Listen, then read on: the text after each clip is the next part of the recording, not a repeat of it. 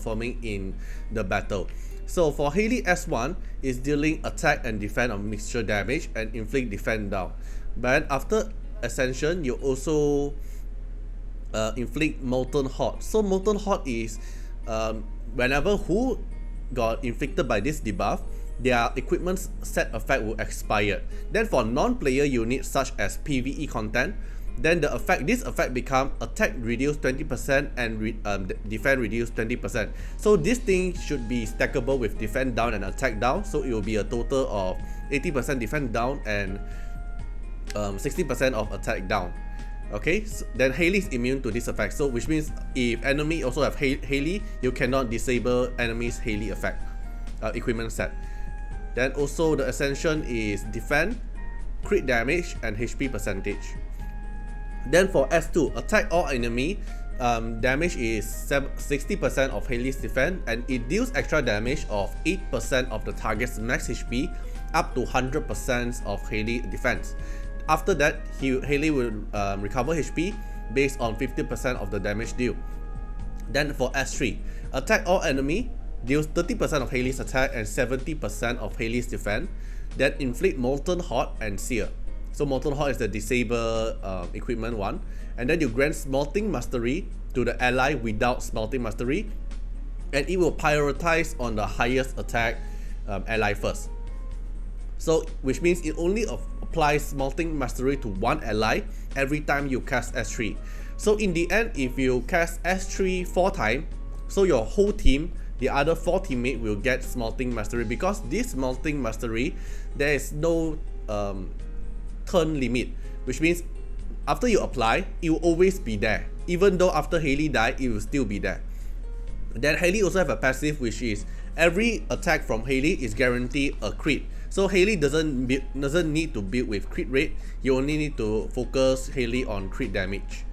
Okay, then for the Resonance, Resonance R2, when Hailey die, he will grant Smelting Mastery to 2 random allies without Smelting Mastery. So let's say you already apply 2 times of your S3, and there's 2 more allies who doesn't get the Smelting Mastery, right? When Hailey died, then 2 of them will get the Smelting Mastery. This technically your whole team will get the set effect from Hailey. So what is Smelting Mastery? The carrier gains the caster equipment set effect. So if I apply this to Brewster, Brewster will also get the same set effect from Hailey. But the set effect cannot be the same one. So you cannot be like Ocean Wave plus Ocean Wave to increase the trigger rate. No, you can't do that. But you can do something like, let's say Brewster is on Relief set, and then Hailey is on Ocean Wave set. Then after casting Smelting Mastery, your Brewster will be having Relief set plus Ocean Wave set. Same for the 2 set effect as well. If Hailey is on Avatara, then my Brewster is on Brawler set.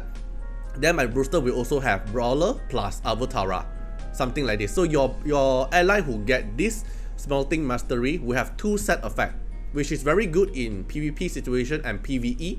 But for PvE situation, there's a bit awkward part because you need to sacrifice a slot for Hailey, right? So we have to see that in the future, how is it going to do.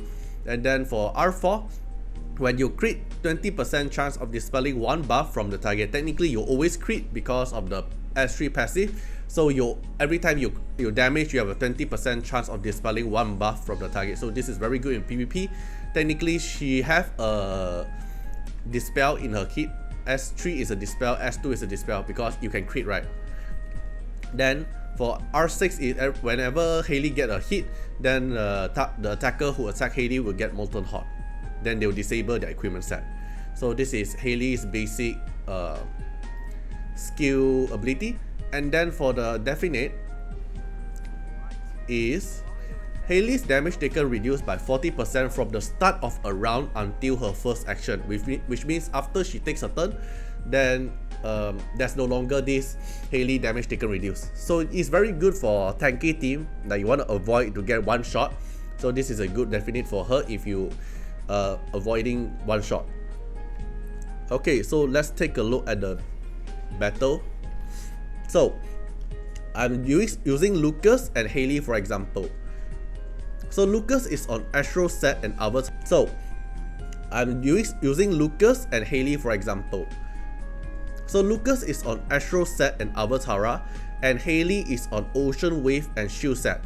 So before Hailey applies the Smelting Mastery to Lucas, Lucas can only trigger Avatara and Astro set.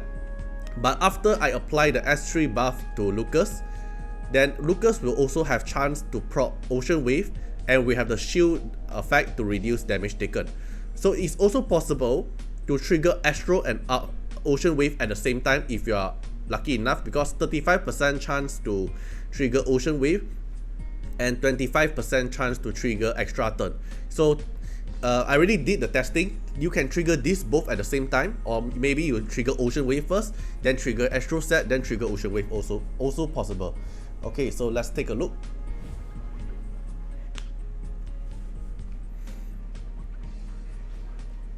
Okay, you can see I can trigger Avatara here. Okay, then S3.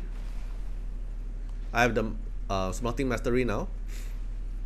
And you can see I have the shield effect as well. And then I trigger Avatara to counter attack. Right. Okay, you see I can trigger the Ocean Wave from Hailey.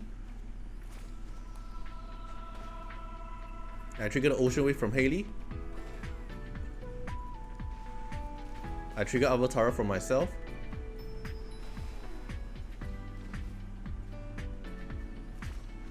Then I trigger Astro. So technically, Hailey is able to share the equipment set to the one who have the Smelting Mastery. So this is what Hailey does. So you can imagine her usage in PvP. She can technically share any kind of equipment set that you mix and match with your own team as per. So this is what Hailey does. Hello Acne.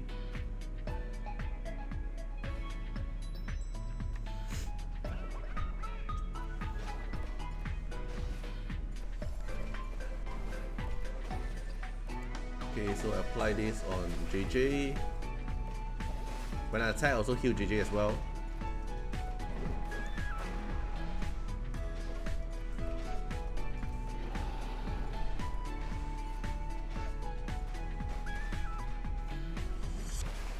Then hammer on JJ, then I can also force him to damage. Ocean Wave.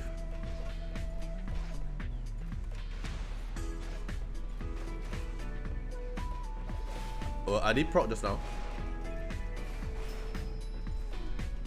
Ocean Wave Astro. Then my demon mode is ready again. Did you notice? I just finished my demon mode. My demon mode is back up. See?